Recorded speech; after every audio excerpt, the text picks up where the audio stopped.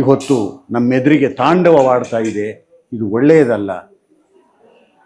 ಇರಾನ್ನಲ್ಲಿ ನಡೆದಿರ್ತಕ್ಕಂಥ 164 ಮಕ್ಕಳ ನರಮೇಧವನ್ನು ಕಂಡು ನೆತನ್ಯಾಹು ಇನ್ನೂ ನಿದ್ದೆ ಮಾಡ್ತಾ ಇದ್ದಾನೆ ಅಂದರೆ, ಟ್ರಂಪ್ ಇನ್ನೂ ನಿದ್ದೆ ಮಾಡ್ತಾ ಇದ್ದಾನೆ ಅಂದರೆ ಅವರು ಮನುಷ್ಯರು ಅಂತ ಅಲ್ಲ.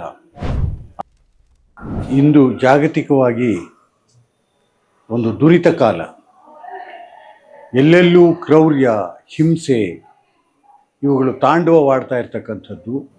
ಯುದ್ಧೋನ್ಮಾದದೊಳಗೆ ಜಗತ್ತಿನ ರಾಜಕಾರಣ ಜಾಗತಿಕ ವಿನಾಶಕ್ಕೆ ಕಾರಣವಾಗುವ ಬೆಳವಣಿಗೆಯನ್ನು ನಾವು ಕಣ್ಣೆದುರಿಗೆ ಕಾಣ್ತಾ ಇದ್ದೇವೆ.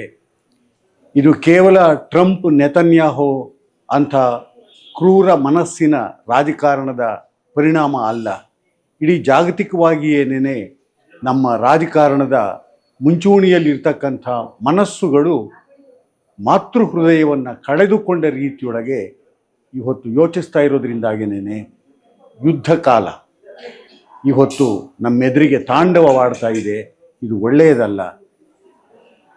ಇರಾನ್ನಲ್ಲಿ ನಡೆದಿರ್ತಕ್ಕಂಥ 164 ಮಕ್ಕಳ ನರಮೇಧವನ್ನು ಕಂಡು ನೆತನ್ಯಾಹು ಇನ್ನೂ ನಿದ್ದೆ ಮಾಡ್ತಾ ಇದ್ದಾನೆ ಅಂದರೆ, ಟ್ರಂಪ್ ಇನ್ನೂ ನಿದ್ದೆ ಮಾಡ್ತಾ ಇದ್ದಾನೆ ಅಂದರೆ ಅವರು ಮನುಷ್ಯರು ಅಂತ ಅಲ್ಲ. ಆದ್ದರಿಂದ ಇವತ್ತು ಜಗತ್ತಿಗೆ ಬೇಕಾಗಿರೋದು ಶಾಂತಿ, ಅಹಿಂಸೆ, ಸೌಹಾರ್ದತೆ, ಸಹಬಾಳ್ವೆ. ಇದರಿಂದ ಜಗತ್ತು ಬಾಳುತ್ತೆ. ಅಷ್ಟೇ ಅಲ್ಲ, ಜಗತ್ತಿನ ಜೀವಕೋಟಿಗಳು ಬಾಳ್ತವೆ, ಭೂಮಿ ಉಳಿಯುತ್ತೆ.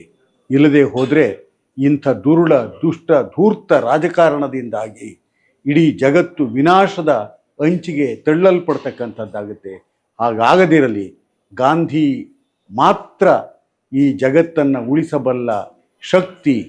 ಅವರ ಅಹಿಂಸೆ, ಸತ್ಯಾಗ್ರಹ, ಸಹಬಾಳ್ವೆ ಇವುಗಳು, ಗ್ರಾಮ ಸ್ವರಾಜ್ಯ ಇವುಗಳು ಇಡೀ ಜಗತ್ತನ್ನು ಕಾಪಾಡುವ ದೊಡ್ಡ ತಾತ್ವಿಕ ಶಕ್ತಿಗಳು. ಅವುಗಳನ್ನು ನಮ್ಮ ಎಲ್ಲ ಯುವಕರು ಕೂಡ ಅರ್ಥ ಮಾಡಿಕೊಂಡಂತೆ ತಮ್ಮ ಎದೆಯೊಳಗೆ ಗಾಂಧಿ ಮಂತ್ರವನ್ನು ಬಿತ್ತಿಕೊಂಡ ರೀತಿಯಲ್ಲಿ ಬಾಳಲಿ, ಜಗತ್ತಿಗೆ ಶಾಂತಿಯನ್ನು ಹಾರೈಸಲಿ ಎಂಬುದಾಗಿ ನಾನು ಆಶಿಸ್ತೇನೆ. ಎಲ್ರಿಗೂ ನಮಸ್ಕಾರ.